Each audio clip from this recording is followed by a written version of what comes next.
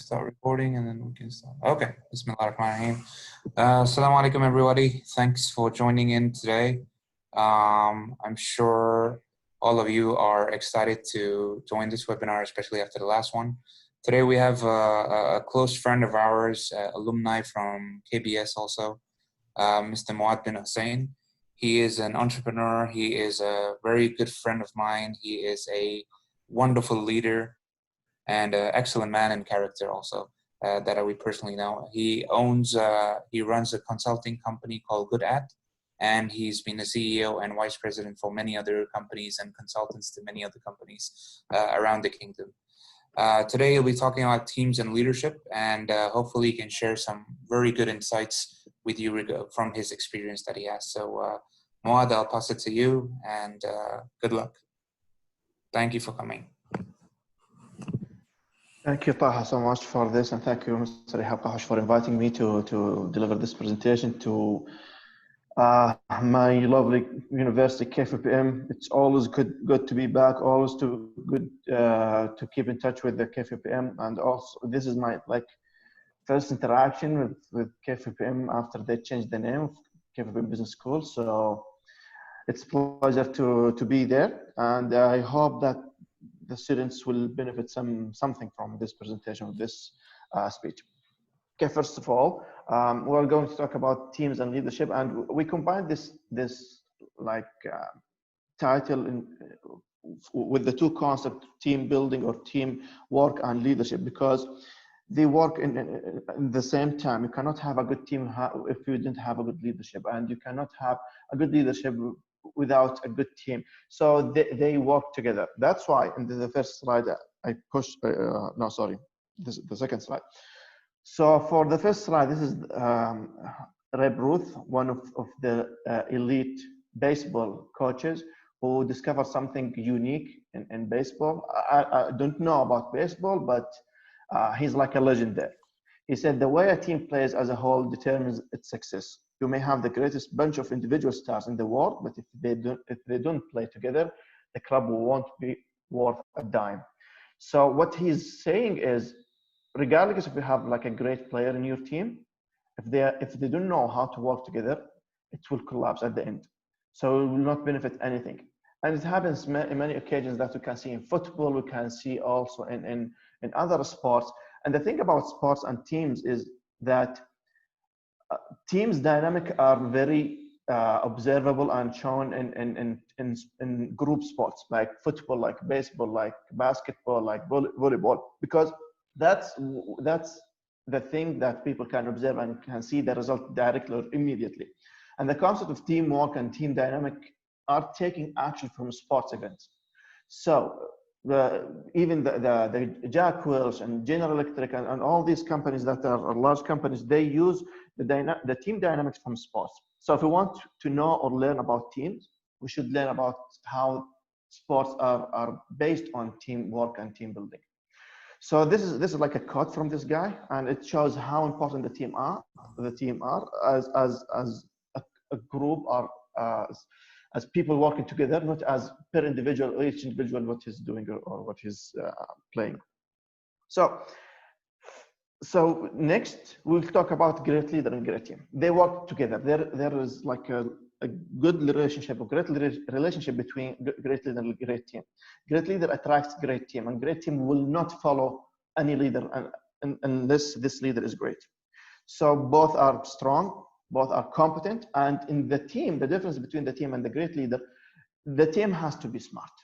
So the leader shouldn't be the smartest person in the room, or doesn't have to be this way, but at least in leadership we need minimum acceptable IQ. Why I'm saying that?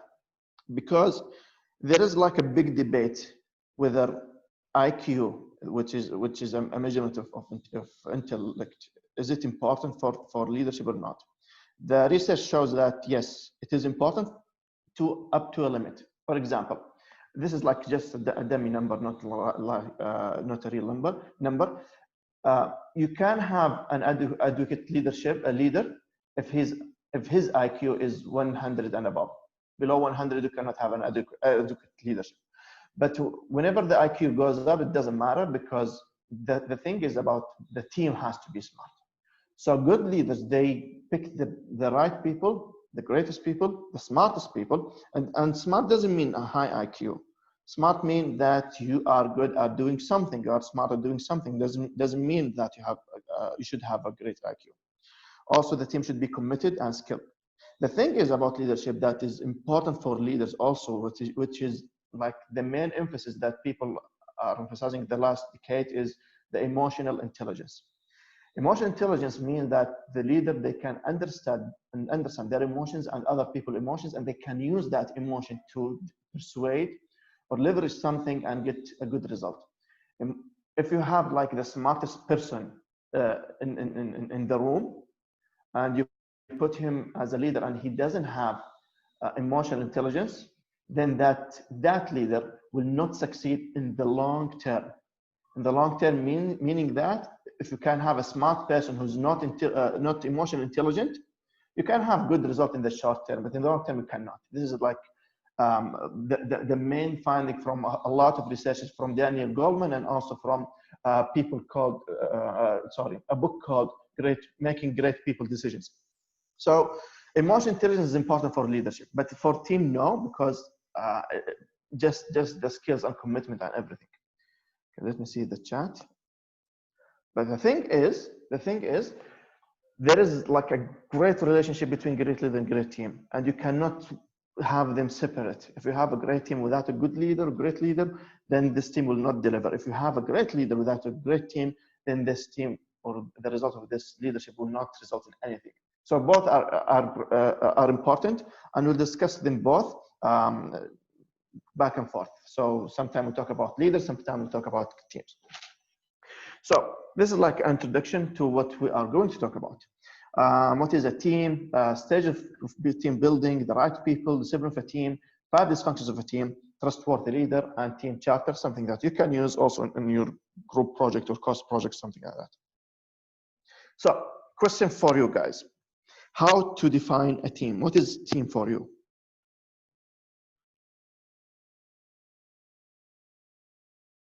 I'm waiting for answers. Anyone? Just open your mic and answer. What is a team for you? Could I answer? Yeah, go ahead, Mohammed. It's a group. Team is about a group of people that aiming to achieve a specific goal together. Excellent. Yes. Okay. Excellent. They have their mission, and also they have their vision to become a successful team. Thank you so much. Excellent. Thank you, Mohammed. Thank you. Welcome. Anyone? Ahmed, تفضل.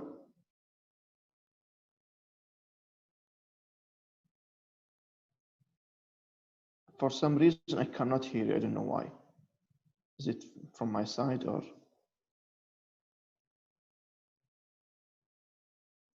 No one can hear him. Okay. So Ahmed, yeah, I heard something now. Abdulaziz or Ahmed, I don't know. Yes, Abdulaziz. Yeah, go ahead, Abdulaziz. It's a group of individuals working together to achieve the same goal and to deliver results. Excellent. Good. Okay, what you guys have said are excellent. So I'm going to show you the definition that I put, and we'll discuss why I put this definition for you guys. Okay, what is a team? Of course, I put like football team here. I used to put Arsenal team before, but now I'm like disattached from Arsenal, so I removed the picture to another one. For what is a team? It's a small number of people with complementary skills who are committed to a common purpose, performance goals, and approach for which they hold themselves mutually accountable. The thing is, the main word that I want you guys to focus on are the mutually accountable, which is very important, because when we discuss the difference between team and groups, the mutually accountable is very important. So let's imagine how team, or the difference between team or group. Sometimes we confuse between like teamwork and group work, and there is like a huge difference between both of them. Group work is totally different than teamwork. Let's see how or why. Team, all are in together, all are accountable to common goals. to the common goals, only be created when achieve something better, difficult to manage and maintain. Group participants work in their own, task is distributed, each member is responsible for her or his task, fast and efficient in getting the things done. To make it clear for you, I'm going to give you an example of a course project. So let's assume Mr. Taha gave you like a group project or course project, and he said, okay, you form your team, and at the end of the semester, I'll give you all the same grade. This is like Mr. Taha's philosophy of giving you a grade. All participants or team members will get the same grade, A or B or C or whatever. While Mr. Ihab said, no, you're going to work in a group, but at the end of the semester, I'm going to evaluate you individually. So based on your work in the project, that you'll get your grade. Which one will force you to work as a team? What do you think? If you get the same grade all, or each one will get a grade depends on your contribution. What do you think is team? What do you think is group?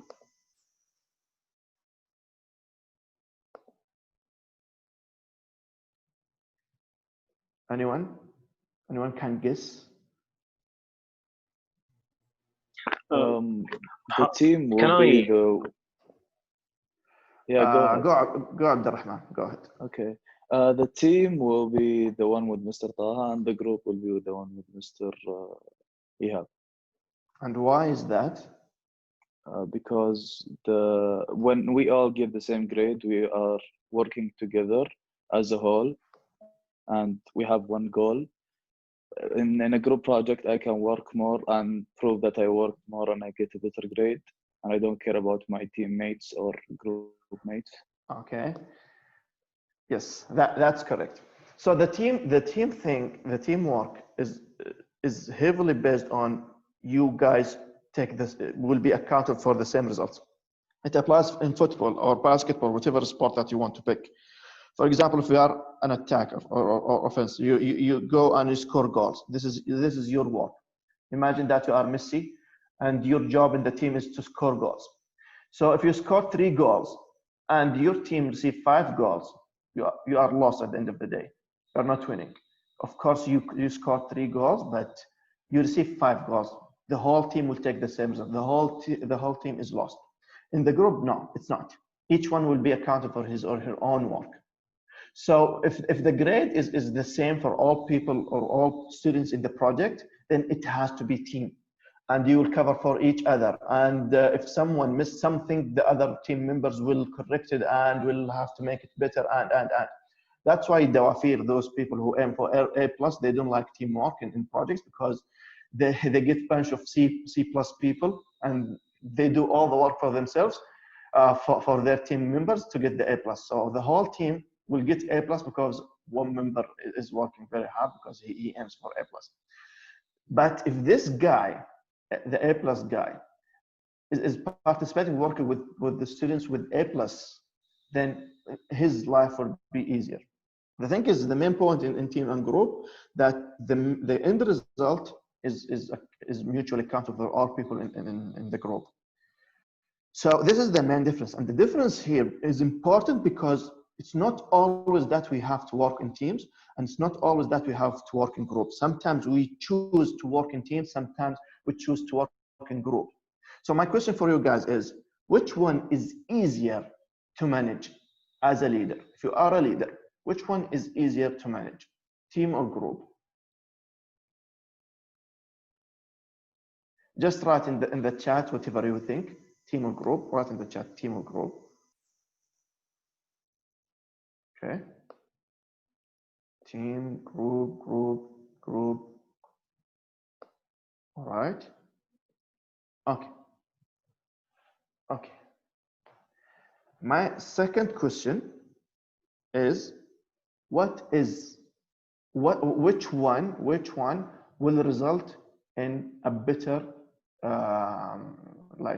achievements or results? Which will give better results, team or group?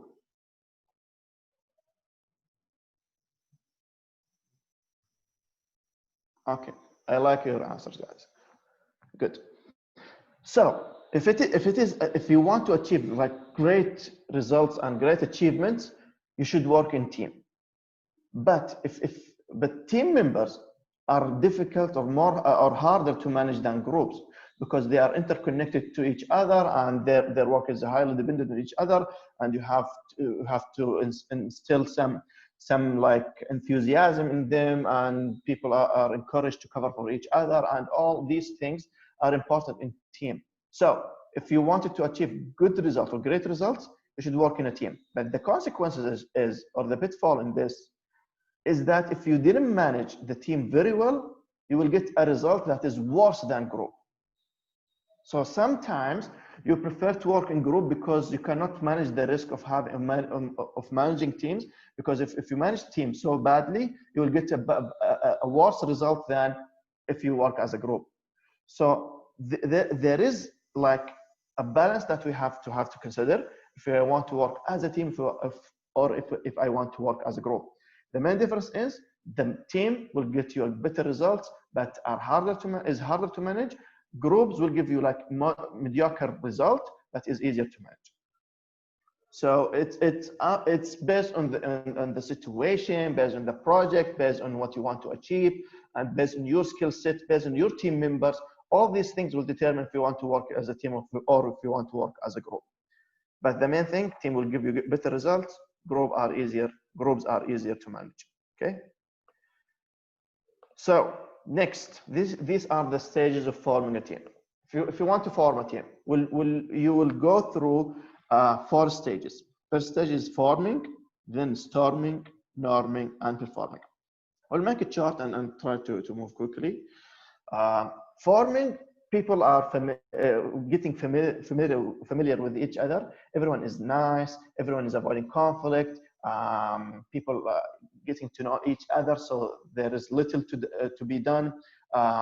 Each one will focus on her or himself, because we are all male, I think here. Everyone will focus on himself. It is a short stage, but it's a comfortable stage for everyone. So imagine that there is like a new course, a new people, and you have to form a team. This is like the first stage. You want to be nice with each other. You want to show the best version of you. You want to build a good relationship, so you avoid conflict. If someone said something dumb or stupid, you won't disagree like in an aggressive way. You will try to play nice and put your opinion in like a diplomatic way, so everyone is happy. This is like the first stage.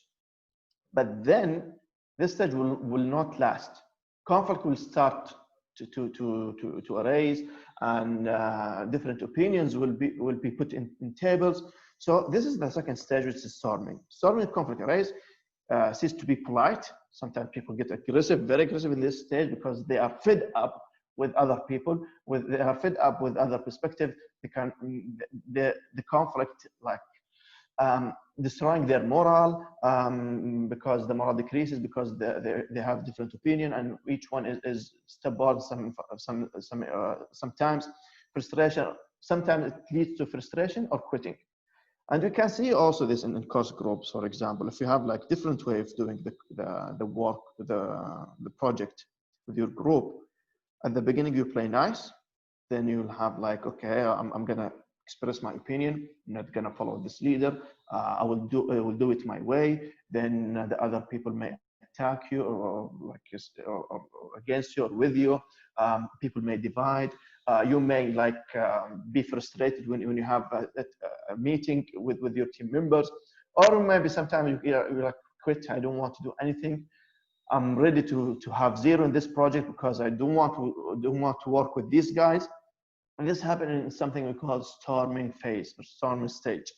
And I'm sure 100% that most of you guys went through this process or this stage, and they thought about talking to the doctor or to professor and complaining about other team members. And we did it in college sometimes, that we remove someone names from the project, and we tell the doctor, this guy didn't do anything, so we're not going to put his name in the project. Should give him 0. We did that in our course. I don't know if you guys did that one time on the project or not. or someone did it to you. But we did that in one project, I remember, because someone did not do anything in the project. So that is in the storming phase stage. Then if people handle the storming stage very well, it goes to norming. Norming, you are solving the personal conflict. You understand your conflict is not personal. It's about the project. Each one has his own opinion because we want better for the team. So it's not personal, and you focus on the work. The work are integrated, because if you did well in the storming phase, you managed very well as a leader in the storming phase, and people are understandable or willing to listen to each other and get different perspectives and dealing with different opinions correctly, you will be integrated. You will be aligned, let's say aligned. Each idea has its own advantage and disadvantage. You might combine different ideas together. And in this stage, in the norming stage, you create your own culture. Then if you reach to this stage, you can go to the performing stage, which is like a steady state, function, optimal level, interdependence between people's work or team members' work, resolve problems in their own. Sometimes in the performing stage, you don't need the leader to interrupt or to interfere with any problem. People will like work together in alignment, and they will have a good relationship and good performance. This is like the optimal level. Sometimes sometimes it's different from one member to another. For example, let's have like at the beginning of the course you have 4 people. Then you start in the storming phase. You are fighting with each other, and you have a good leader who let you go through the storming phase to the norming phase. And this stage, one guy from another group, all his team members drop the course. So the professor asks you to have this guy with you. So you all guys are in the norming stage, but this new guy is in the forming stage. And he will go through the storming stage until he catch up with you guys in the norming stage. So the stages sometimes are different from one to another, team members from other team members. Sometimes, for example, say that 3 people from your team move to the norming stage, one is still stuck in the storming stage because he couldn't feel involved or aligned with you guys. So he's still in the storming phase, and you guys may move to the performing, but this guy will be left behind. So the stages here are not like all team members are moving together. Sometimes different. Sometimes one guy is in back, or 2 guys or 3 guys out of like 15 or something. I don't know how many team members that you can have. But the thing is, these stages are not like for the whole team. Sometimes team members are left behind and they are still in the storming, and you guys move to the norming and performing. So you have to consider this when we deal with our people or the team members. It's important for you to understand this as a team member and also as a leader, because in team member you can try to deal with each stage differently or different than other stages, because you know now we are in this stage, and this stage requires us to be this and that, and I would play this role as a team member in this stage, because I don't want to have conflict to destroy our team morale, something like that. I'm applying this to a course project, because this is like the most familiar case that you may have in your life, but also in work life, in the work world, when you join a company or have a job, it's the same thing. So the experience that you have in KFUPM, in course project and something like that, will be applied also when you go to the workplace or have a job. So it's the same thing. But when I applied the examples of course projects, because this is what you are familiar with, but this is also applicable when you join the workplace. So this is for team. Any question before I move to the leadership role? Any question or comment? Keep the questions till the end. Excuse me. A question at the end, Mr. Rihab? Go ahead. It's okay. Okay, I will leave it at that. I will finish that. So what a leader can do in these 4 stages. First, communicate as much as you can in the forming. Forming is where people or team members are willing to listen to you, so you communicate as much as you can, help the group inside the task and set goals for each one.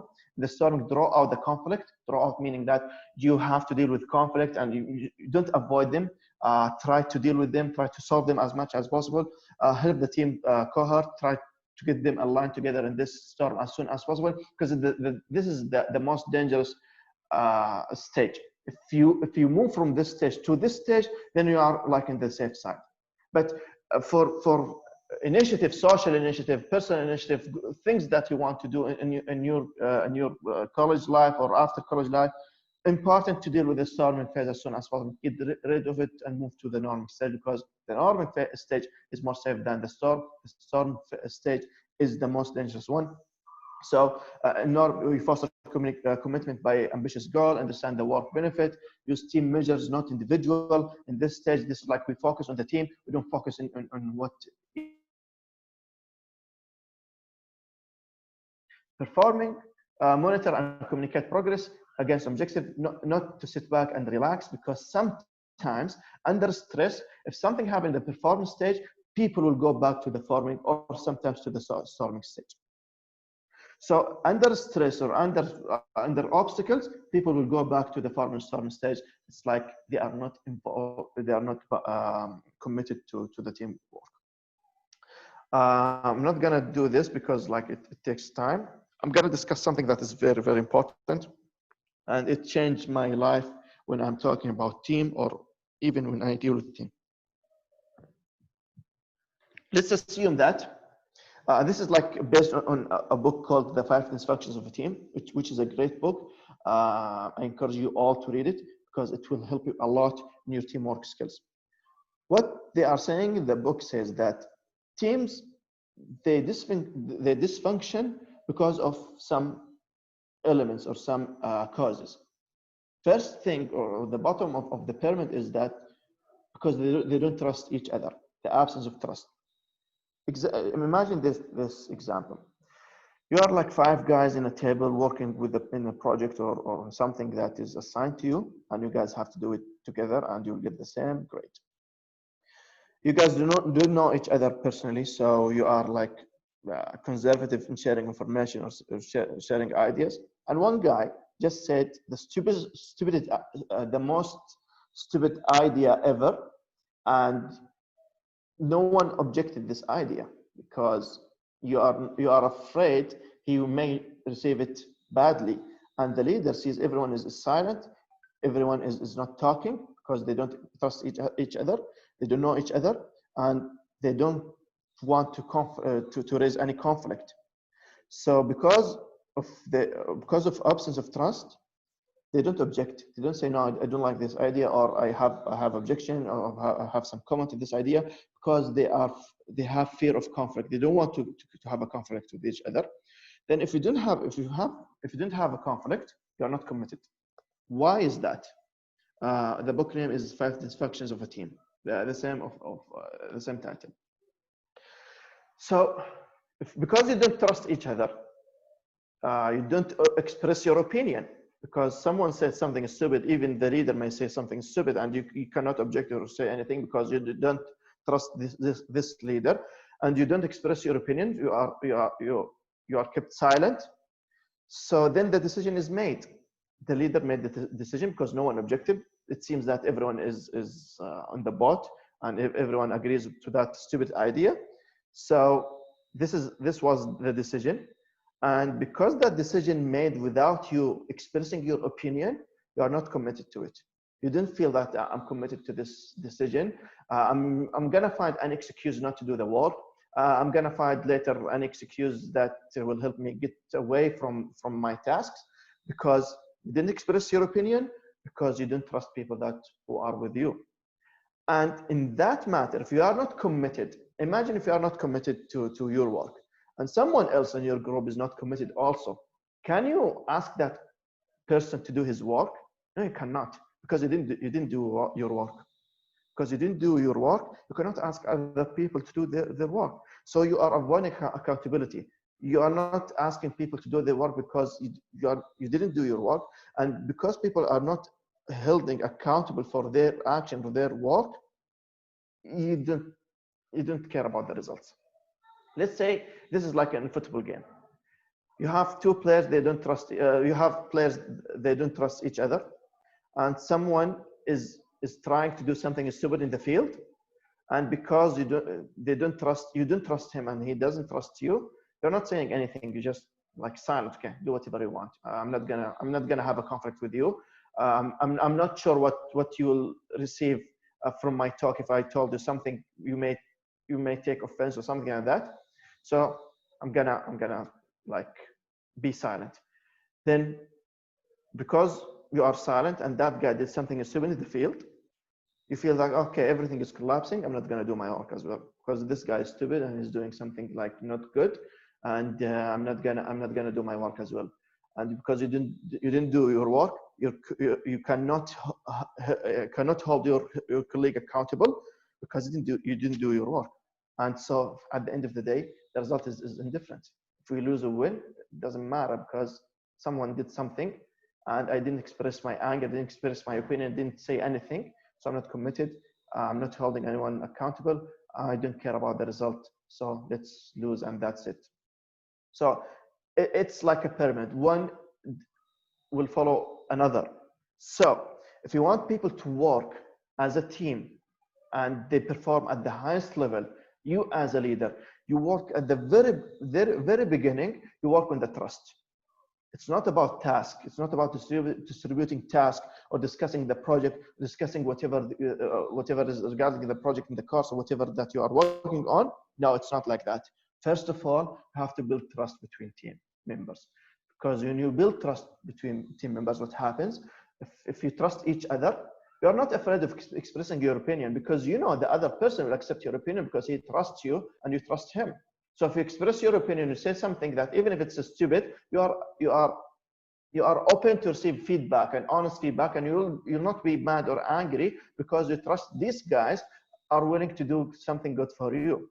So if you talk, even if you disagree with the team, but the team listened to you and the team heard your opinion and they justified why they are making this decision after hearing your opinion, even if you are not convinced 100%, but at least they heard your opinion and they know what your concerns, and they put your concerns in consideration when they make a decision, even if they slightly change their decision or opinion based on the discussion.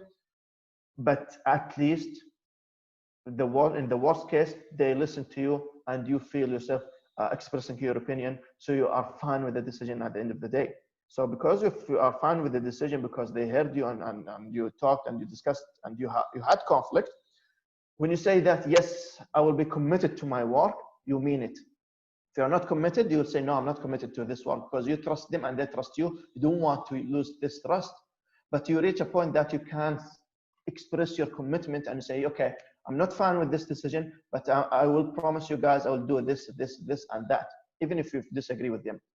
And when you are committed to your work and you did your work, when it comes that to another individual who's not doing his work very well, you will hold him accountable. You will go to this guy and say, why are you doing your work? We all are doing our work, so you should do your work as well. So it's not like, okay, I'm doing my work, I don't care about other people. No, here you hold each other accountable. I'm doing my work, so you should do your work as well. So if someone did not do his work, you will hold him accountable and you ask him, why didn't you do your work? And that will give you, the last thing is that you care about results. So because you trusted each other, you are not afraid of conflict, you discuss and you disagree and you have conflict, and which is a healthy conflict, for example, then you make a decision, you can show your commitment because you are convinced, or you expressed your opinion, or you understand more the basis of the decision that the group made. Then because you are committed, you are doing your work, you will not let anyone not doing his work. So you hold each other accountable, and then you focus on the results. You want to get the highest result possible. And the thing is that the most important thing is to build trust, and building trust is something very important. And how to do that, I'm not going to go to other side because I don't think we have time, but the main thing about building trust is that you are not afraid of being weak or vulnerable to your team members. If I have weaknesses, I'm not afraid of telling this weakness to my people because I trust them. Imagine someone came to you and he said, Fulan, I have a problem.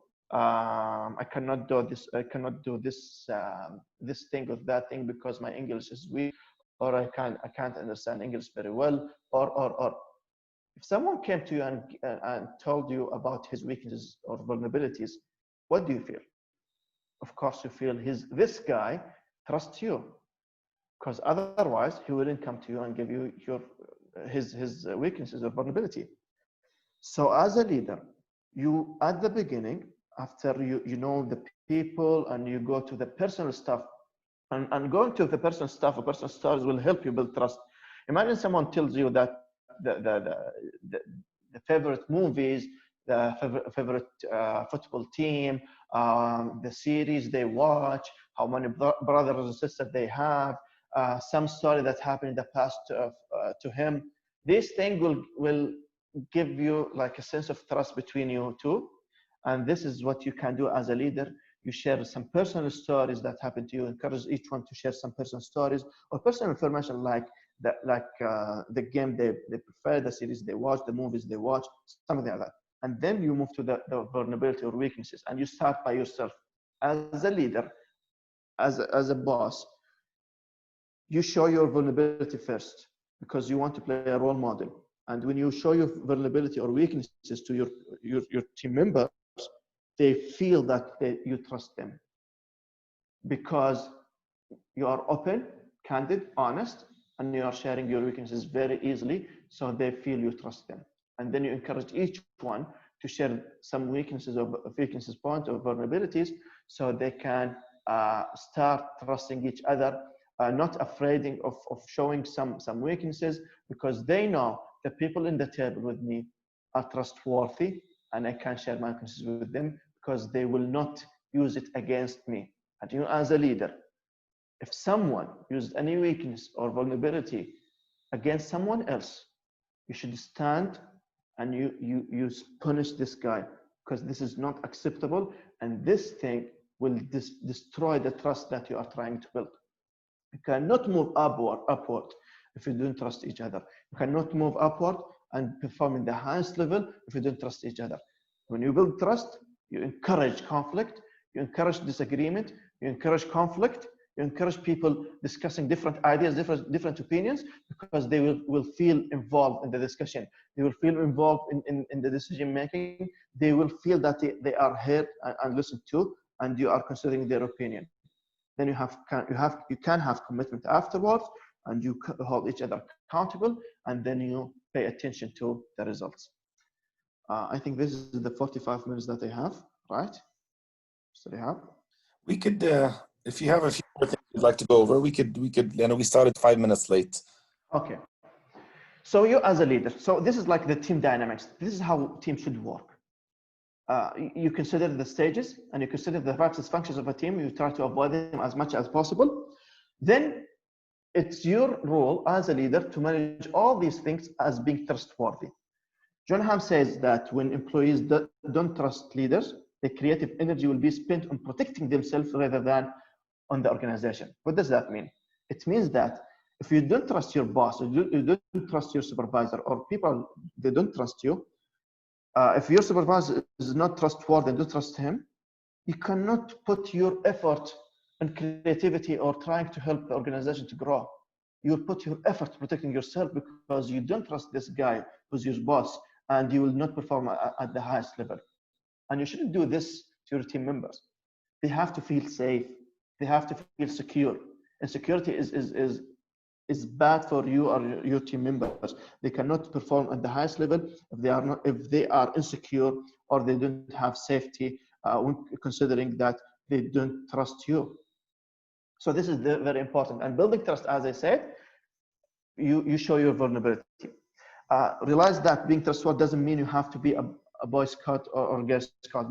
Doesn't mean that you have to be like very nice or like very polite, which I don't know. You can be aggressive, but if you have to be aggressive, at least you be aggressive in something that people can trust, that you have your reasons why you are aggressive.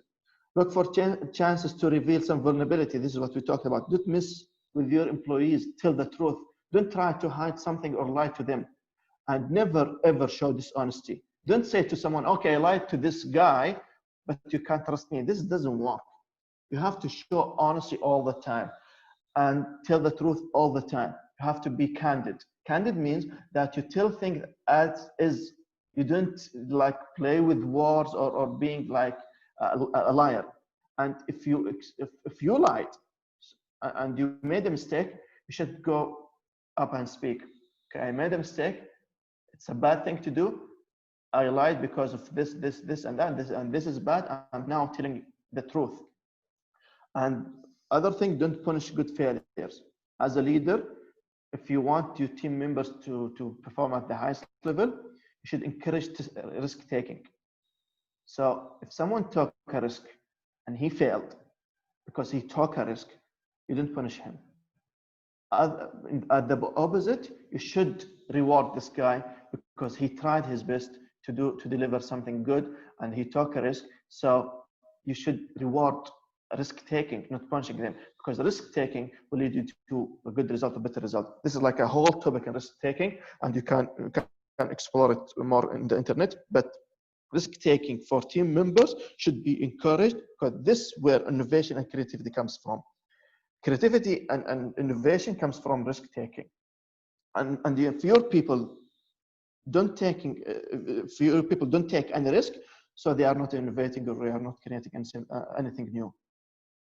Allow the flow of bad news. That means that you open your door, let the employees or team members express their opinion and tell you what is wrong in the company, what is wrong in the project or whatever. Let them express their concerns or if they have bad news. Don't take shortcuts, meaning that don't jump from trust to commitment and accountability.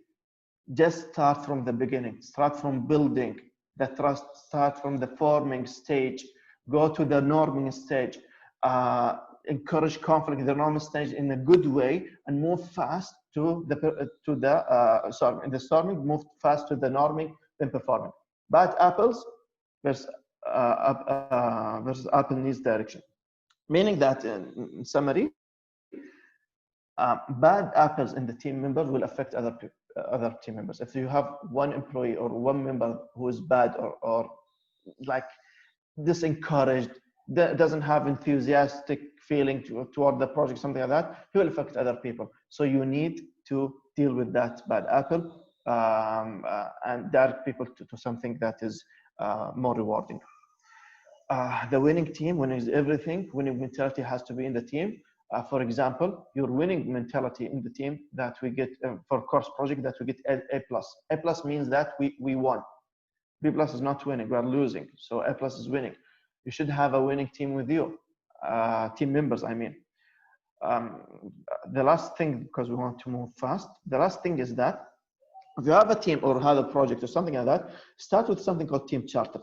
Team charter, it's like an agreement between you and team members that you identify the team, the purpose or mission, what you want to achieve, who's your end customers, the guiding principle in decision, how we make decisions, what the process of making decisions. Is it like we should all agree on all decisions, or some decisions should be made by the boss or the leader, and other decisions should the team member be involved with us? All these things are like guiding principles in decision making. Responsibility, accountability, commitment to the team. Each one should be responsible for something, accountable for something. Mutual respect for each other, resolving problems early.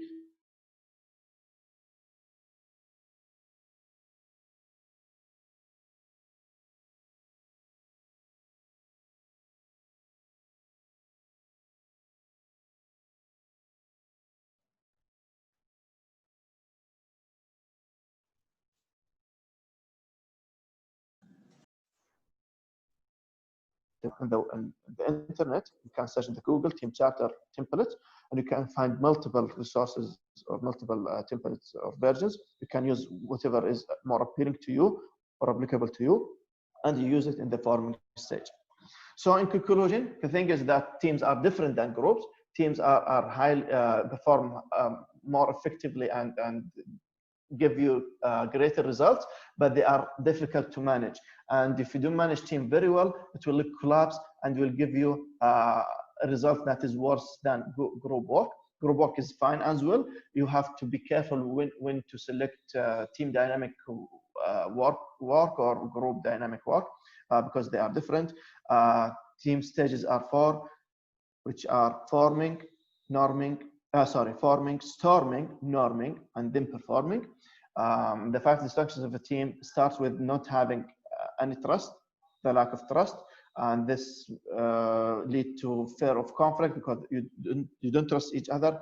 You avoid conflict because you don't want to have like an argument with someone that you don't trust, and because you don't have conflict, you don't express your opinion, you're not committed to the decision that has been made in the group. Because you are not committed, you will not hold anyone accountable because you didn't do your work. You cannot ask other people to do their work, and that will result in attention to result that you don't care about the result. You don't care if you fail this project or not. If you get 0 in this project or not, you'll compensate with other things like the exam or quiz or something like that. And you have to be a trustworthy leader. This is important. That's it. I think this is the end of the presentation. And if you have any questions, I will be happy to answer. Thank you so much, Muath. As always, very informative, very helpful. I hope. Thank you, Mr. Ham. Thank you for this invitation. I appreciate that. Thank you so much. If we could open it for a question and answer, and if I could start with a quick, simple question, Muath. Okay. The majority of the audience here, inshallah, will be graduating soon and joining the workforce. Do you have tips for them when they're put in teams? And we know that most of company work is done in teams. Yes. As fresh new graduates in teams, how do they balance, effectively contribute and at the same time realizing that people have a lot of experience in the company? Okay, good. I have bad news and good news. The bad news is that the team that you are put in, your experience with the teamwork in companies, organization will depend highly on the leader. So if the leader is good, the team dynamic will be good, and you will not feel like any pressure or you will not feel any problem because the leader is handling everything good. This is the bad news. So if you have a bad leader, it will be difficult or tough for you. If you have a good leader, it's good or fine with you. The good news is that using this framework of trust and also the stages will help you to help the leader in facilitating the discussion. For example, if you have a bad leader, not bad because his character is bad, because he doesn't know how to lead teams, and it happens a lot. I was lucky at the beginning of my career that I had a good supervisor. When that supervisor left, and I had after that supervisor, I had a bad one. The good thing is that bad one is not bad because his character is bad, because he was a kind and good guy. But I used some of this framework and these tools and all these things to help this leader to facilitate the team building. So I asked my leader, my supervisor, can we have a team building exercise in the meeting room? He said, oh, yeah, fine, that's good. And I used this methodology of forming, storming, norming, performing as a framework to facilitate the discussion. At what stage are we in? What are the problems? I encourage my team members to speak up, and the supervisor was willing to accept any bad or negative feedback, and that worked very well for the team dynamic. So if you go there, use these stages to identify where the problem is and help your leader to solve this problem if he's a good guy or a good leader in character. So if it is a good teamwork because you have a good leadership, that's fine. If not, try to analyze why the team is not performing, why the team is not working very well, why I'm having frustration dealing with this guy or that guy, because I don't trust him or trust her because we cannot deal with each other because of trust? Is it a personal issue, or is it a work-related issue? So ask yourself this question, because you will face a lot of scenarios when you join the workforce or join a company or have a job, and use this framework to help you analyze where the problem is and try to solve them. And you will not be correct at the first time. This is something that you have to understand. These frameworks or methodology or guidelines are not like a magic tip that you can use and to work directly. No, this is not right or correct in real life. You have to work out or try something that will help you in the future. First of all, your purpose is to learn, to get as much experience as possible. You learn from different scenarios, you learn from different experience. You try out some solutions from teamwork problems, something like that, and you try it out. It might not work at the beginning, but you will learn why it doesn't work or why it works. So this is my suggestion. Use this framework and try to learn as much as possible. Not like depending on it. This is my guideline. I will use it and solve all my problems. No, it will not. Your experience, your learning by using this framework, then in the future it will be easier for you to manage team or even work as a team. But the thing is, try to identify if the problem is from the boss, from the leader, from the team dynamics, from the exercise that you are doing, because you don't trust each other. Then try to solve or help the leader to solve the problems by using this framework. Thank you so much, Muath. Let's open for questions from the audience. If you have a question, just jump in and ask. Okay, Abdullah. Yeah, go ahead.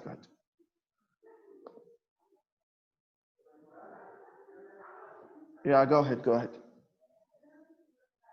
Someone spoke in the. Shabab, whoever has a question, please go ahead and ask the question.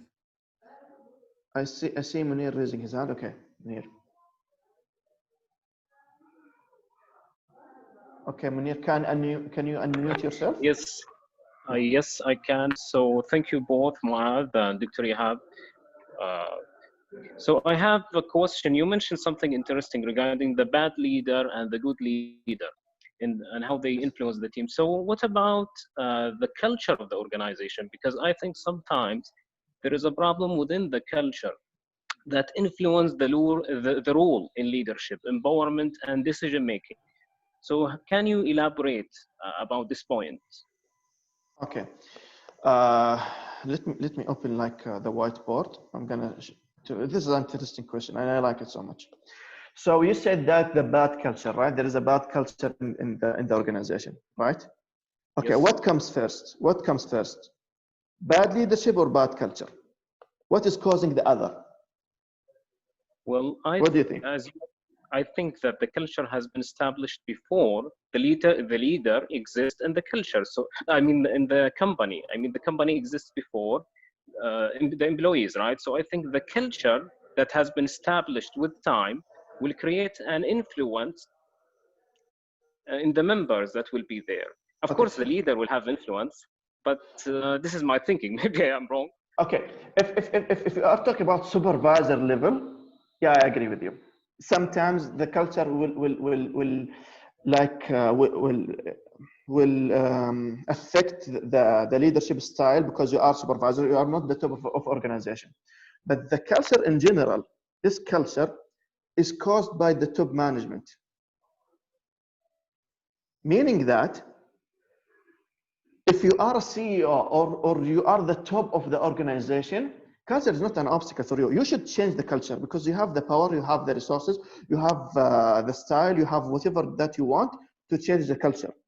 But if you are like a supervisor level, let's say supervisor level, and the culture is impacting you, what you can do is, and this happens a lot, you create subculture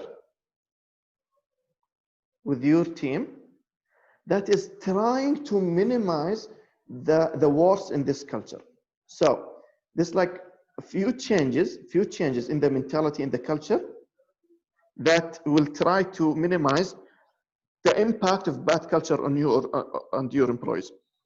Unfortunately, you cannot change the whole company culture because you are not the CEO. So if you are the CEO of the company, or the top of the company, culture is not an excuse because you should change the culture to something that is very important. And the cases are so many, yeah, you can find it in so many stories that when new leaders come into place into a new company, he changed the whole culture to total new culture, and that's it. Does it answer your question? Well, yes, but we can.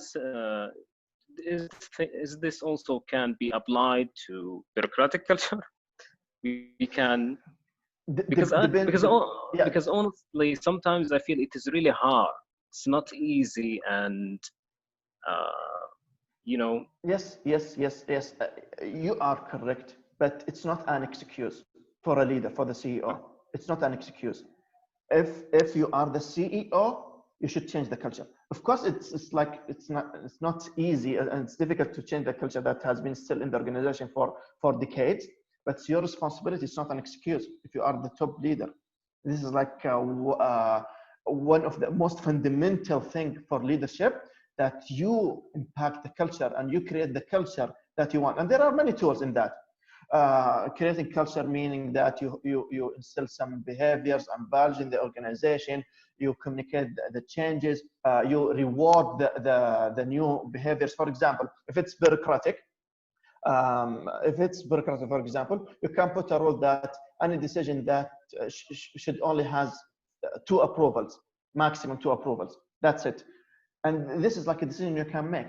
And people are talking and using the old culture values or behaviors, you punish them and you reward the people with the new values or behaviors that you want to instill in your culture. So you can work on the behaviors and values, and you use reward and punishment as a way of encouraging the new culture that you want to build. It is, at the end of the day, it's your responsibility. You cannot say, for example, if you are the CEO, you cannot go to the board of directors and say that because of the old culture, I couldn't do my work. It's not an excuse. Your work is to change the culture, and you create the culture that suits you well and it suits the organization very well. And there are so many let's say examples and cases that you can see when people came to new organization and they faced difficulty in changing cultures, but they did it at the end of the day. Okay, thank you. Okay. But okay. There is like a question in the chat. What are the typical day-to-day leader CEO tasks? Okay. Let me tell you what is like management in general, not CEO. What is management role in organization day to day?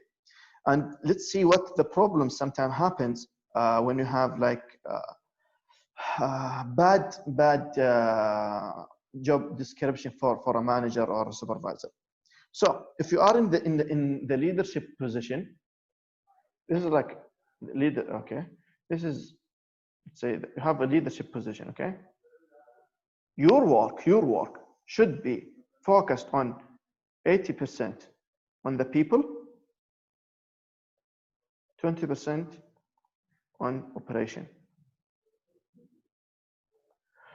When we deal with companies that have like problem with the employees' morale, something like that, we see the manager is busy 80% with the operation and 20% with people. If you are a leader, you should focus your effort on helping your people to perform at the highest level.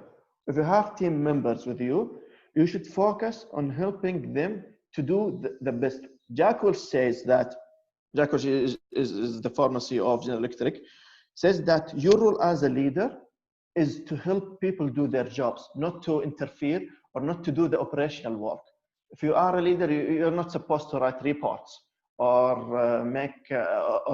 do the records by yourself or anything. No, your work is to monitor people progress and help them do their work and encourage them, develop them, coach them, encourage them, motivate them, inspire them. This is what you have to do as a leader, not to do the day-to-day operational work, because it will not help you and it will not help your people to perform at the highest level. So day to day, is that you check people, you make sure they have whatever they want or whatever they need, and then you can like help them or encourage them, motivate them, and inspire them. This is the typical day-to-day leader CEO task. And if it's the opposite, then it is a big problem for you and for the organization and for the people, because they will not perform at the highest level. Thank you so much, Muath. Any more questions, ya Shabab? Okay, are there any resources, tools, book that help you in documentation, planning, reporting frameworks, and significant decision making as a CEO? Well, you have asked about so many things, so let me try to help you. So, if you want to think as a CEO, I would recommend you read the book Winning of Jack Welch. Winning of Jack Welch. It's like one. Warren Buffett says, if you read this book, you don't need any other book to read in business. So winning is very important. Planning, reporting, and frameworks. There are a lot of tools, and the thing is that my problem with the tools are there are so many problems in the tools that it sometimes constrain your thoughts or your thinking, because the tools might be suitable for certain cases, certain scenarios that may not be applicable to you, and when you try to use it, it's not useful. It sometimes destroys whatever you want to build, sometimes affect you badly. So my suggestion is that you read, you look into tools and documentation and resources, but use your judgment. Because when you use your judgment, you will make mistakes. When you make mistakes, you learn.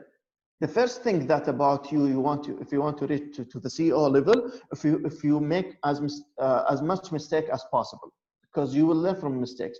Frameworks will help you to organize your thoughts, but it will not gonna help you to become a good CEO. Your mistakes will help you to become a good CEO. So make as much mistakes as possible to learn from them, and then you can have like a suitable framework or tools or planning tool for yourself. We have been like serving dozens of companies, organizations, and we never used a single framework for two same companies. We always adjust, we always customize, and this customization comes because of the experience. We know this company needs this, and that. So look for whatever resources that you want, but try to use them and make mistake as much as possible before confronting this or using this framework. And the book that I suggest is Winning by Jack Welch.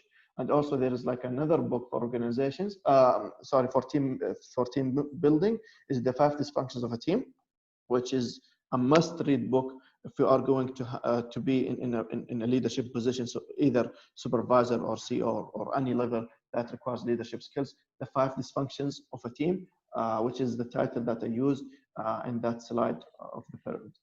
These are two books that I recommend to read. Thank you so much. Shukran, Muath. Any more questions, guys, before we wrap up?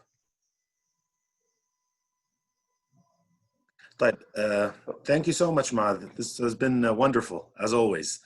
Do you have any last words for the students as they wrap up their? I'm just writing the name of the book, 5 Dysfunctions of a Team. Okay. So Winning and 5 Dysfunctions of a Team. Winning by Jack Welch. Thank you so much. Okay, nothing to add more. Thank you so much, Mr. Ihab Ahwaj and Mr. Taha, for inviting me. This is like a great pleasure and a great opportunity for me to get back and keep in touch with KFUPM. And you guys enjoy your days in KFUPM. Try to learn as much as possible. Try to join like any activity or club, whether you like it or not, just to get as much experience from KFUPM life as possible. And before you graduate, just try to think about these courses and projects that you are taking, not as a requirement for graduation, as a tool for sharpening your skills, because I learned a lot from project work and from teamwork while I was studying KFUPM, use these things as a tool of learning, not just as a tool of graduating, because graduating doesn't matter. What matters most is your skills and your competencies that you can show in the workplace after you graduate. Thank you. Wonderful. This is my final. Thank you so much, Muath. We'll stay in Thank touch. you, Hopefully, Mr. we'll see you soon in the college. Thank you so much, Inshallah. Muath. It was a Thank you, pleasure thank you, having you Thank here. you so much.